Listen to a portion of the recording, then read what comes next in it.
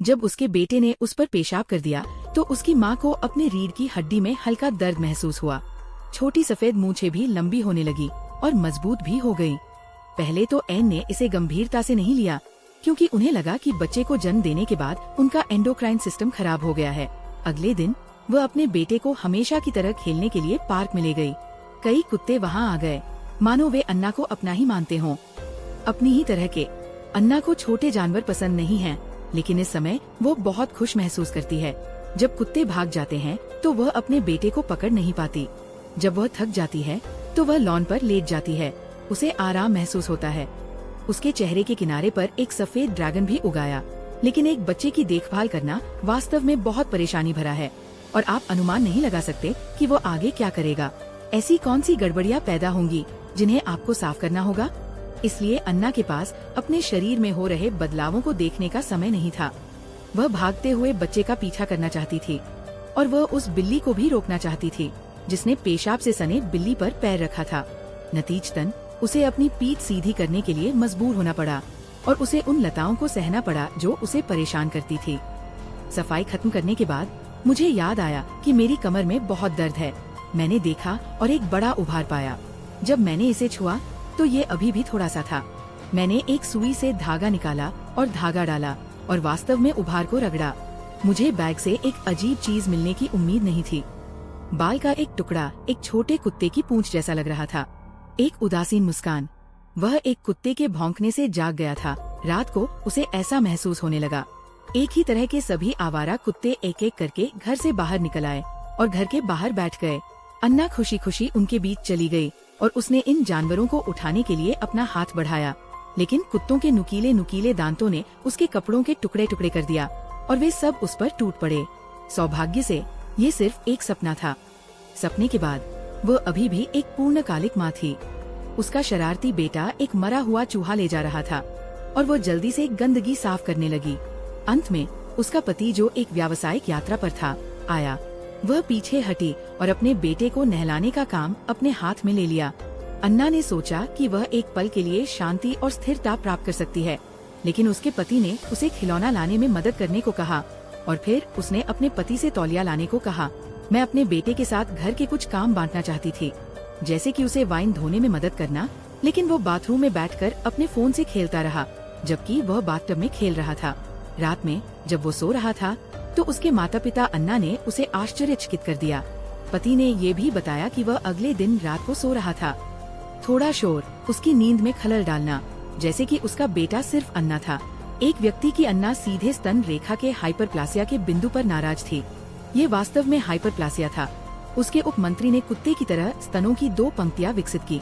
ऐसा लग रहा था कि वह कुत्ता बन गई है, एक और कदम करीब।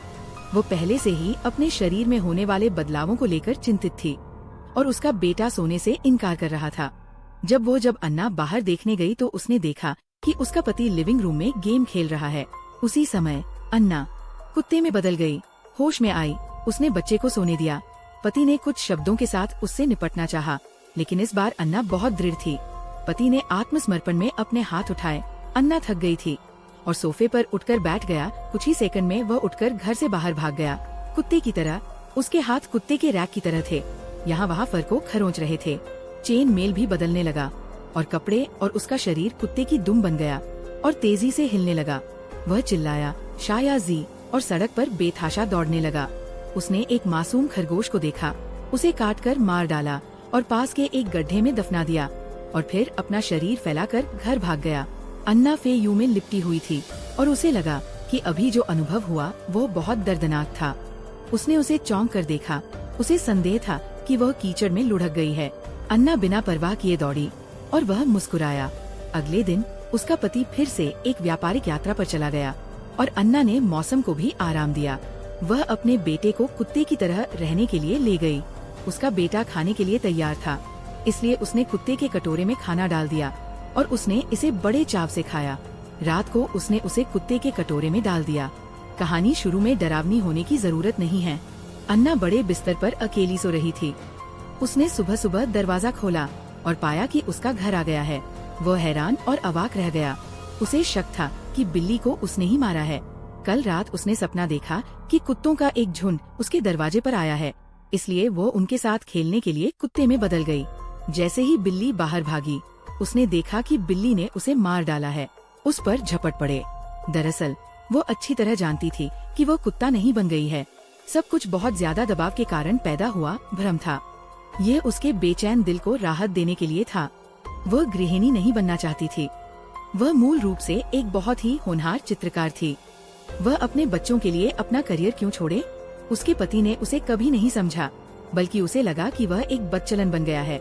ये स्पष्ट था कि जिस लड़की से उसने शादी की थी वो बहुत ही उज्जवल और खुशनुमा थी, और उसने उसे दुनिया को नए तरीकों से चुनौती देने के लिए प्रोत्साहित किया। अब हालात ऐसे क्यों हो गए हैं? प्रसव संबंधी जटिलताओं के कारण उनकी मृत्यु हो गई। उसने अपने पति को तलाक दे दिया और अपने बेटे को अपने पति के पास छोड़ दिया। वह फिर से चेन फेंग के ड्राइंग बोर्ड से बाहर चली गई। एक गृहिणी के जीवन ने उसे अपने बेटे के लिए खाना पकाने के लिए कुछ समय दिया। नतीजतन उसका बेटे ने उसे खाना दिया। ये खराब है। वह समझने लगी कि बच्चे का पालन पोषण करना सचमुच कठिन है, और यहाँ तक कि बजट बनाना भी मुश्किल है। छोटे शैतान का अगला कदम सिर्फ एक सप्ताहांत में अपने ठंडे पैरों को चिकना करना था। जब उसने बच्चे को स्कूल भेजा तो उसने शांति से अन्ना से माफी मांगी। उसकी निराशा की तुलना में अन्ना ऊर्जा और जीवन शक्ति से भरपूर थी। शादी से पहले जीवन भर के लिए उसने अपना जोश वापस पा लिया। वह ये भी समझती थी कि उसका बेटा उसकी अकेली जिम्मेदारी नहीं है। एन अब कुछ हद तक इसका दोष अपने पति पर डालती है। उसे अब कुत्ते में बदलने की जरूरत नहीं है। उसकी आंखों में फिर से रोशनी आ गई है। उसकी अपनी कला प्रदर्शनी है। उसकी पेंटिंग रंगीन और अर्थपूर्ण है। वह सभी से बात करती है। पति भीड़ में चुपचाप महसूस करता है। अन्ना को देख रहा है। नमस्ते कहने के बाद अपने दोस्तों के लिए वह फिर से उज्जवल हो गया और चला गया। उसका पति सफाई में मदद करने के लिए रुका था। आज तक वो वास्तव में समझ गई थी कि एन ने अपनी प्रतिभा को बचाने के लिए कितनी मेहनत की थी, जो लगभग हमेशा के लिए खो गई थी, और उसने अपने पूर्व आत्म के लिए उससे माफी मांगी। अन्ना दौड़कर उसके पास गई और उसे कसकर पकड़ लिया। औरतें कभी भी देने में संकोच नहीं करती, लेकिन उन्हें बस ऐसे किसी व्यक्ति की कमी होती है जो उसे सही मायने में समझ सके।